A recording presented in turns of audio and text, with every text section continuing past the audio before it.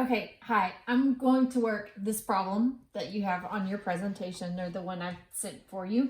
In this one, what we're going to do is figure out what the heat is of a substance, an unknown substance that is at first at a solid state, and then it goes to a liquid state, and so all the heat that's required for that.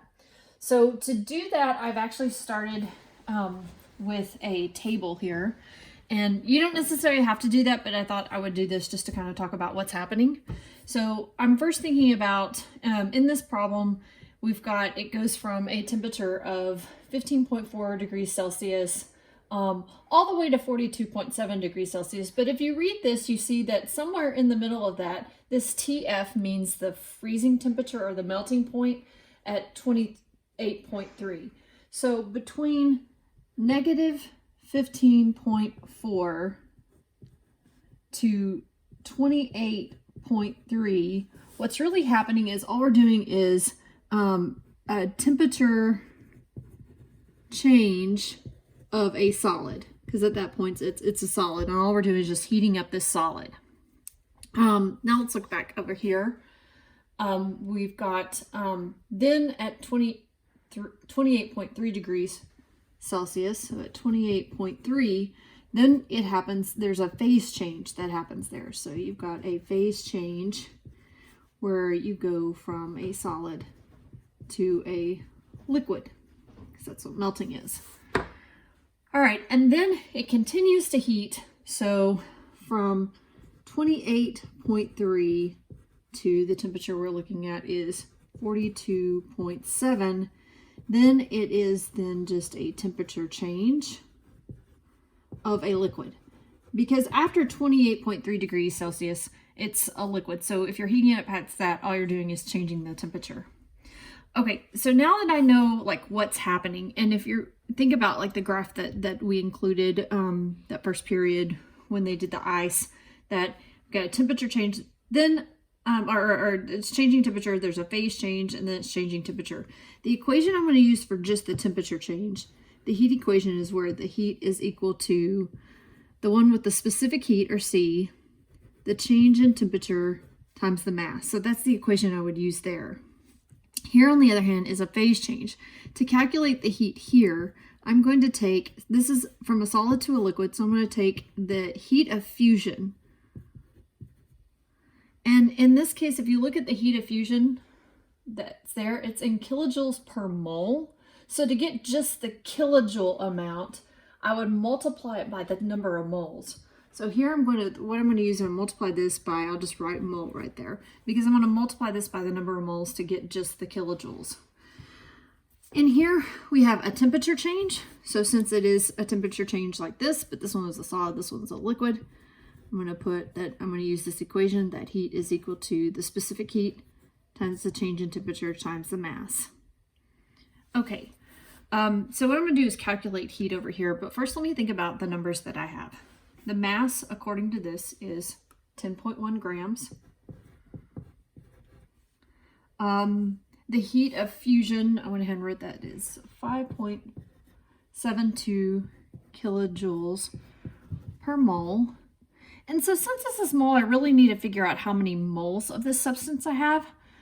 So a clue that I have in my problem is it says that even though this is an unknown solid, it's giving me my molar mass of 67.44 grams per mole.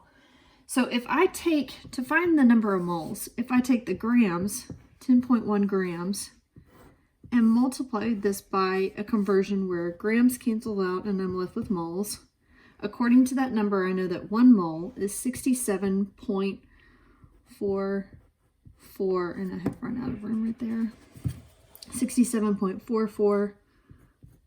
So now if I take that, and once again, I have a cheat sheet because I've done this prior to filming this, but it is 0.1498 moles.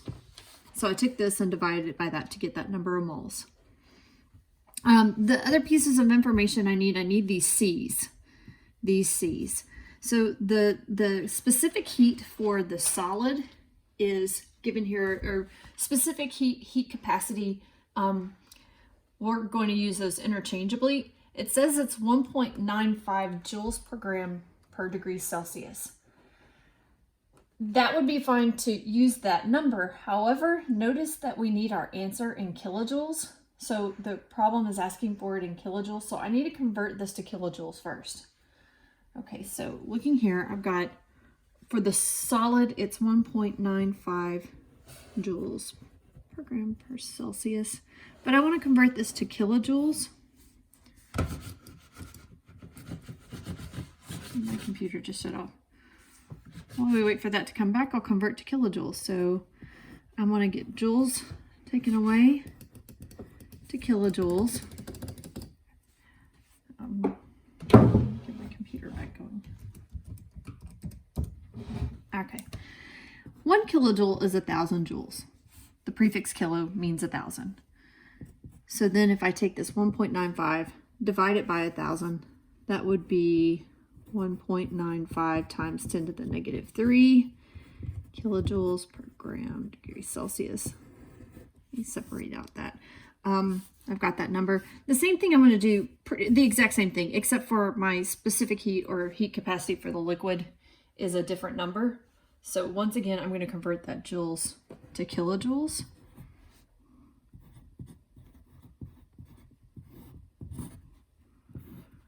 Joules on bottom, kilojoules on top. 1 kilojoule is 1,000 joules. So 1.18 times 10 to the negative 3. Or, I mean, this is the same thing as 0.0095, 0.00118. And that's in kilojoules. Okay, I've got everything set up like I need. These are the numbers that I need. I've got all my numbers. Really, at this point, it's just plugging into the equation. So here's the most important part. What we're going to do is take these numbers and put it into this equation. Then eventually we're going to calculate all these heats and then add them up. So the bottom line is calculate the heats and add them up.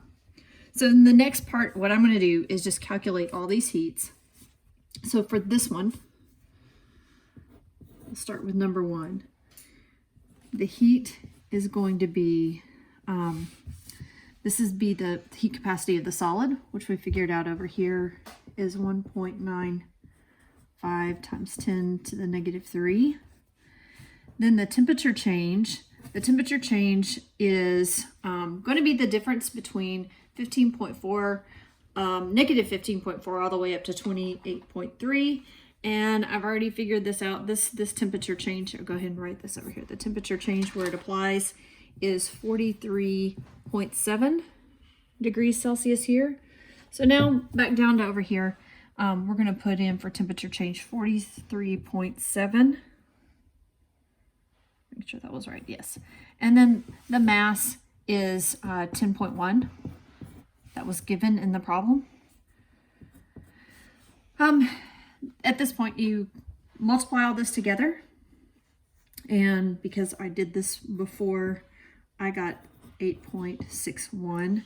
And I didn't put any units here, but remember our units are, this unit right here was kilojoules per gram per degree Celsius, but we have grams and we have degrees Celsius, so it's going to be kilojoules. Okay, so right here I've got the heat that's required at this point. So let's talk about what this number is that I'm writing up here. This number that I'm writing up here, this is, what this represents is that's that much heat that's needed to change the temperature from negative 15.4 degrees Celsius to 28.3 degrees Celsius. You need this much heat to do that. And that's what we just calculated. Now we're going to calculate how much heat it's required to change it from a solid to a liquid. So come back down here. I'm going to now use my heat of fusion. So that number, and I just recopied this from the problem, is 5.72 kilojoules per mole. So to find the number of kilojoules, all I simply do is multiply this by the number of moles, which we've already figured out is this number.